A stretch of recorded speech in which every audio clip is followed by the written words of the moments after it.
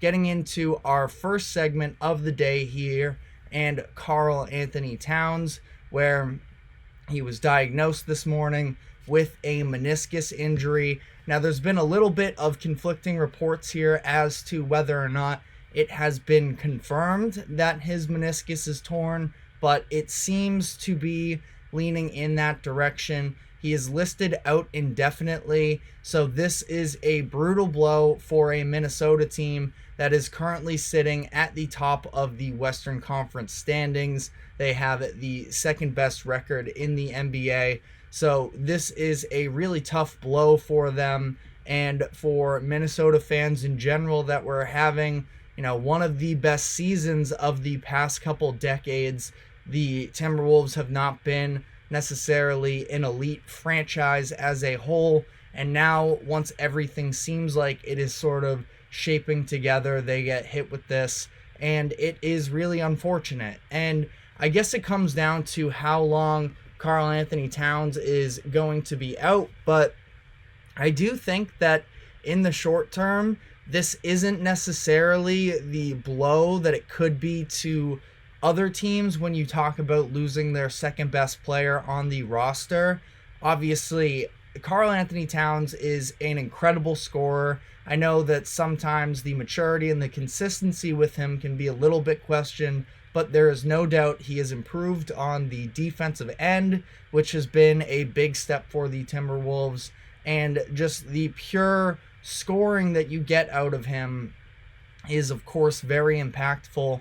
But I actually do think that for the Timberwolves here, they went out and they gave backup center Naz Reid a contract extension this past offseason because of the fact that he is a very good player. I think that he shares a lot of characteristics for Cat that could be utilized to help keep this Minnesota team afloat.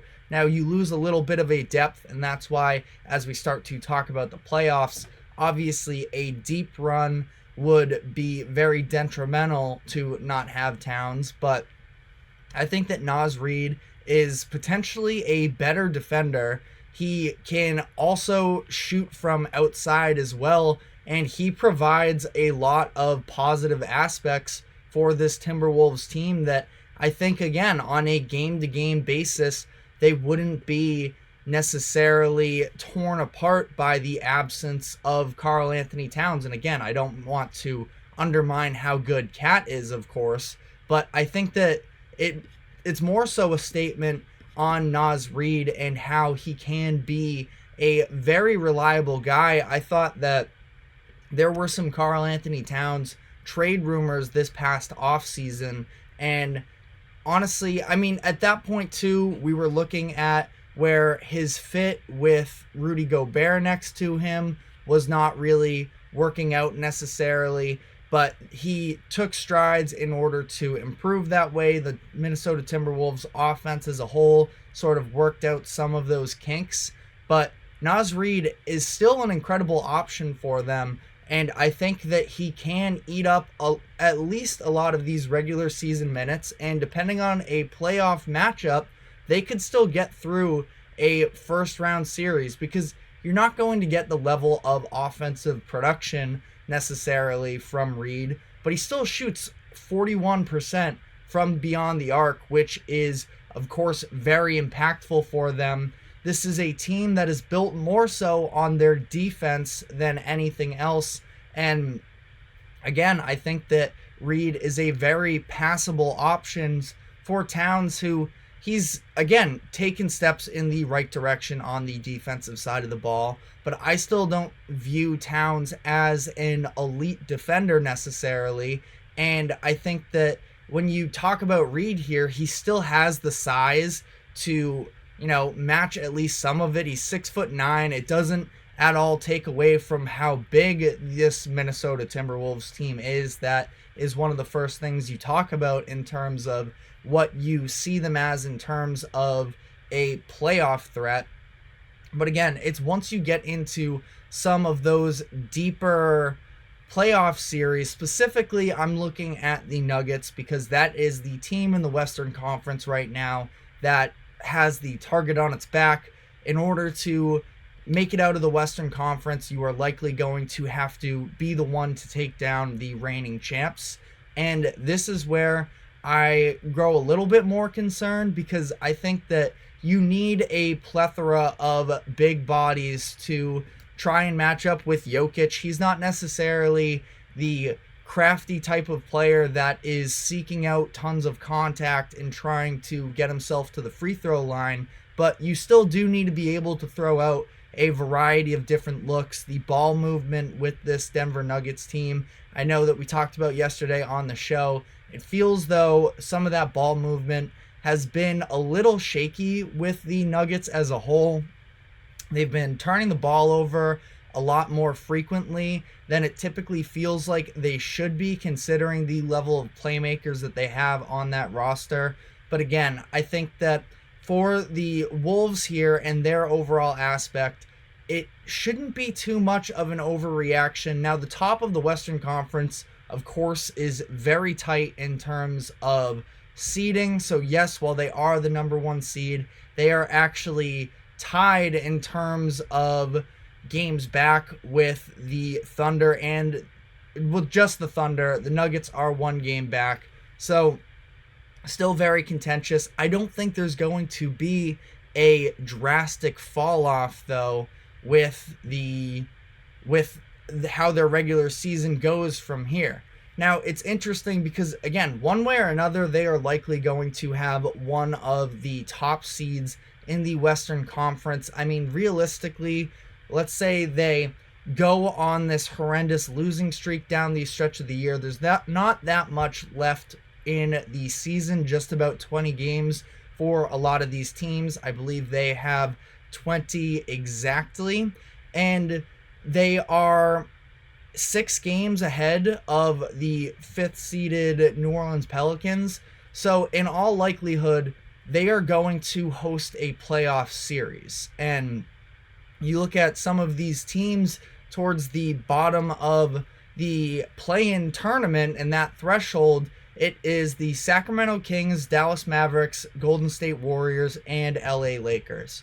I think that all of those teams, minus the Lakers, are very small on the defensive end, and I've talked up the Mavericks a lot at times. I think that they're a very entertaining team to watch, but that defense has only gotten worse and worse.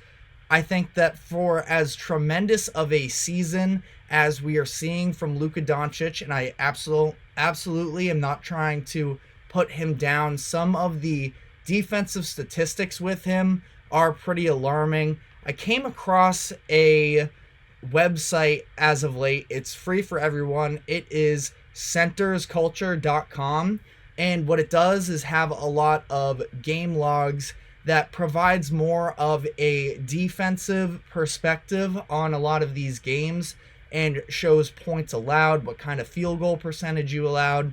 And again, a lot of this can be subjective at times, but I think that Luka is being very heavily attacked himself, and that's fine.